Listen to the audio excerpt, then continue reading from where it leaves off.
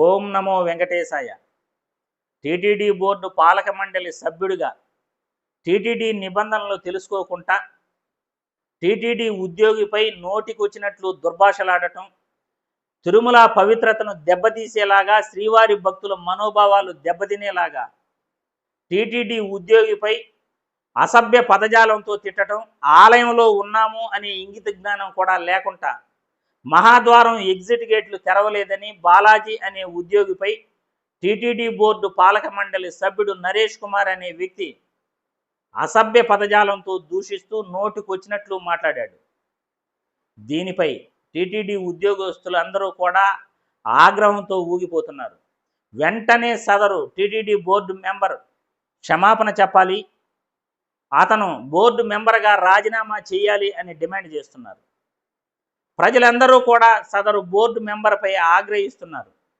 ఆలయంలో నిలుచుకొని కనీసం ఓపిక కూడా లేకుండా, టీటీడీ బోర్డు నిబంధనలు కూడా తెలుసుకోకుండా నోటికొచ్చినట్లు ఉద్యోగిపై మాట్లాడటం, దుర్భాషలాడటం అది అహంకారపూరిత ధోరణి అని శ్రీవారి భక్తులు అంటున్నారు.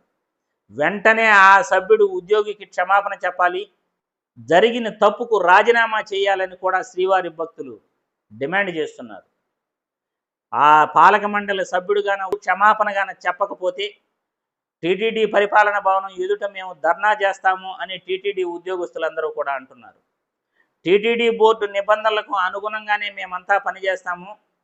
అది ఈఓ అయినా సరే, చైర్మన్ అయినా సరే, లేకపోతే ఉద్యోగస్తులైనా సరే, శ్రీవారి భక్తులైనా సరే, టీటీడీ బోర్డు నిబంధనలకు అనుకూలంగానే మేము శ్రీవారి సేవలో మేము గడుపుతాము.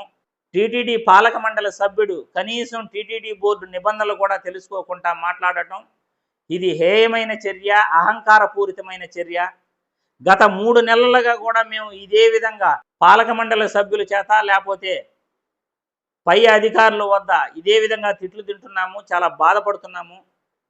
టీటీడీ బోర్డు నిబంధనలను ఎవరు కూడా పాటించట్లేదు అని టీటీడీ ఉద్యోగస్తులు వాపోతున్నారు. మాకు క్షమాపణ చెప్పకపోతే వెంటనే పరిపాలనా భవనం ఎదుట ధర్నా చేస్తాము అని అంటున్నారు. ఇంతకీ ఈ బోర్డు మెంబర్కి టీటీడీ బోర్డు నిబంధనలు తెలీదా? మహాద్వారం ఎగ్జిట్ గేటు వద్ద తాళాలు తీసేంత వరకు కనీసం ఓపిక ఉండదా? టీటీడీ బోర్డు సభ్యుడంటే ఈయన ఏమన్నా దైవాంశ సంభూతుడా అని నేను ప్రశ్నిస్తున్నాను. తిరుమల శ్రీవారి సేవకే కదా ప్రతి ఒక్కరూ కూడా అక్కడ పనిచేస్తున్నది.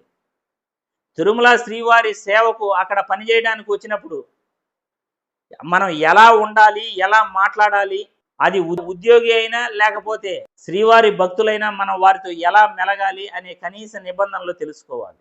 శ్రీవారి సేవకు వచ్చిన చుట్టుపక్కల వాళ్ళు ఉన్నారు అనే ఇంగిత జ్ఞానం లేకుండా అక్కడ ఉద్యోగిపై నోటికొచ్చినట్లు దుర్భాషలాడుతూ, నోటికొచ్చిన పదజాలాన్ని వాడుతూ ఆలయంలో ఆ విధంగా ప్రవర్తించటం ఖచ్చితంగా ఇతను శిక్ష అర్హుడే.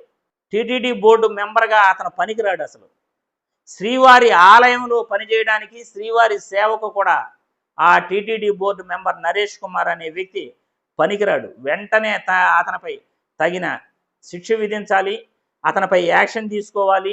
టీటీడీ ఈఓని, టీటీడీ చైర్మన్ని మరియు ప్రభుత్వాన్ని కూడా నేను డిమాండ్ చేస్తున్నాను.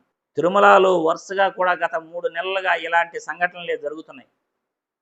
తిరుమల లడ్డూపై జంతువుల నుండి తీసిన కొవ్వు కలిసిందని నిరాధారమైన ఆరోపణలు ముఖ్యమంత్రి గారు చేయటం, అయోధ్యకి పంపిన లడ్డూలు కూడా జంతువుల నుండి తీసిన కొవ్వు కలిసిందని ఉప ముఖ్యమంత్రి పవన్ కళ్యాణ్ గారు మాట్లాడటం, ఆ తర్వాత ఏమేం ఘటనలు జరుగుతున్నాయో ప్రజలందరూ కూడా చూస్తున్నారు.